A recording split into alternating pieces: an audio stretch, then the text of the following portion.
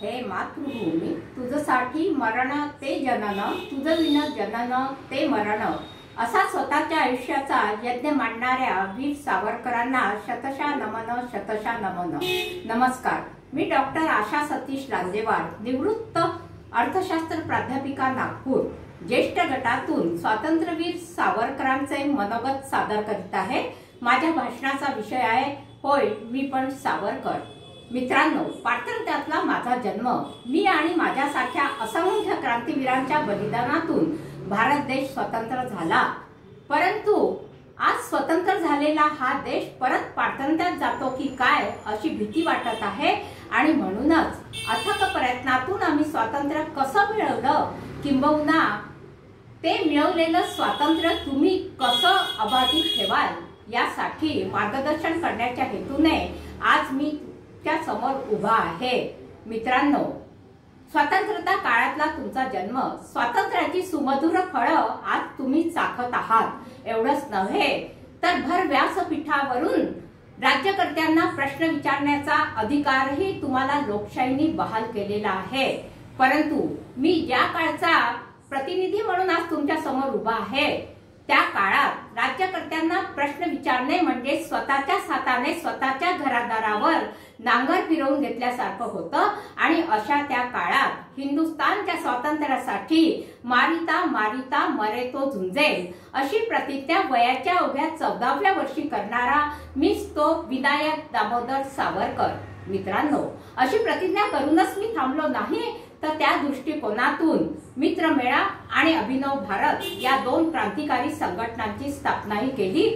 त्यातून हातात शस्त्र घेऊन लढणाऱ्या क्रांतीवीरांची भरती करून त्यांचं जाळं मी देशात पसरवलं. अशा प्रकारे यानंतर मी पुढील शिक्षणासाठी इंग्लंडला गेलो. परंतु भारताच्या स्वातंत्र्याचे विचार मनात घोळतच होते. त्या काळात ब्रिटिशांशी लढण्याकरिता आमच्याजवळ आधुनिक शस्त्रसाठा नव्हता आणि म्हणूनच ब्रिटनमधून 21 काडतुस आणि बॉम्बविद्येच्या काही टंकलिखित पुस्तिका मी भारतात पाठविल्या. इकडे संघटनांची कटकारस्थानं सुरूच होती. पहिला कट रचण्यात आला आणि त्यात नाशिकचा कलेक्टर जॅक्सन आणि ब्रिटनचा ब्रिटिश अधिकारी वायली यांची गोळ्या घालून हत्या करण्यात आली. तर दुसऱ्या कटात इंग्रजांच्या केंद्रांवर बॉम्ब हल्ले होऊ लागले. मुळापासून हादरली ब्रिटिश पार्लमेंट. हादरली ती ब्रिटिश पार्लमेंट, पण जाग आली पात्रत्यात पिचत पडलेल्या भारतीयांना.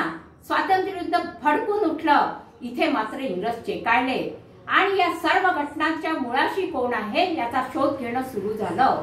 शोधचक्र माझ्या पायाशी येऊन थबकलं आणि मला ब्रिटनमधून अटक करून भारतात आणण्यात आलं. खटला भरण्यात आला. शिक्षा अटळ होती, ती झाली काळ्या पाण्याची आजन्म कारावासाची शिक्षा आणि त्यासाठी मला अंदमानात पाठविण्यात आलं.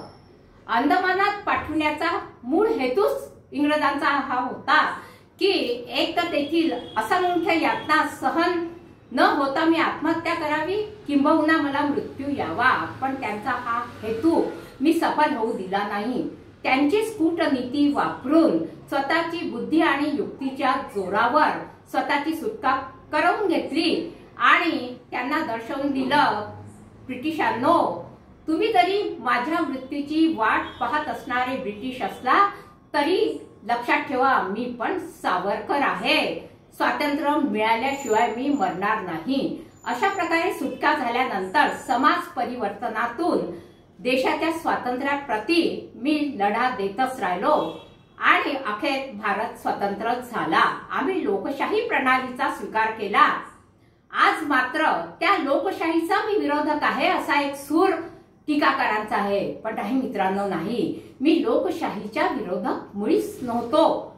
उलट देशातील सर्वांना समान अधिकार मिळावे आणि ते जर देण्यात आले नाही तर त्याचे होणारे दुष्परिणाम आम्हाला भविष्यात भोगावे लागतील हा इशारा मी दिला होता. आणि त्याची प्रचिती नुकत्याच घडून गेलेल्या मराठा आरक्षणाच्या कुटील आणि हिंसक आंदोलनातून आम्हाला झालेली आहे. दुसरी एक बाब म्हणजे 370 कलमाची. त्या काळात राज्यकर्त्यांना 370 कलम रद्द करा असं मी वारंवार सांगून देखील ते रद्द करण्यात आलं नाही. आज ते रद्द झालं आणि त्याचे राष्ट्रीय आणि आंतरराष्ट्रीय स्तरावर काय बदल झाले हे आम्ही जाणतोच. तर अशा प्रकारे अजूनही माझे विचार पथदर्शक ठरत आहेत. आणि एक सूर टीकाकारांचा माझी स्वातंत्र्यवीर ही पदवीच काढून घेण्यात यावी, पण मला ना त्याची खंत आहे आणि दुःख, कारण माझ्या मृत्यूनंतर 58 वर्षांनी देखील माझी आठवण या लोकांना होते आणि यातच माझ्या कर्तृत्वाची बीज रोवली आहे असं मला वाटतं. तर मित्रांनो, ही आहे आपल्या देशातील लोकांची मानसिकता आणि देशातील परिस्थिती. अहो ती तर आणिकच विघातक. या देशातील लोकांचे आचार विचार सदाचार लोप पावले आहे. अत्याचार हिंसाचार शिष्टाचार स्वैराचार भ्रष्टाचार हातात हात घालून गुण्या गोविंदांनी नांदत आहे. चीनची टांगती तलवार आज आमच्या देशावर आहे. पाकिस्तान आमच्याकडे डोळे वटारून पाहत आहे आणि अशीच जर भारताची परिस्थिती राहिली तर देश रसातळाला गेल्याशिवाय राहणार नाही. तेव्हा मी स्वातंत्र्यवीर आहे अथवा नाही याचा विचार करण्यापेक्षा असलेलं स्वातंत्र्य कसा रखता येईल याचा विचार करा. आणि म्हणूनच मित्रांनो, ते काम तुम्ही आणि तुम्हीच करू शकता. आणि त्यासाठी जाता जाता तुम्हाला मार्गदर्शन करताना मी असं जरूर म्हणेन, ये मेरे देश के प्यारे नौजवानों, यदि आपने चाहा तो बना सकते इस देश को स्वर्ग भूमि, किंतु मिटानी होगी इससे पहले नरक की निशानी.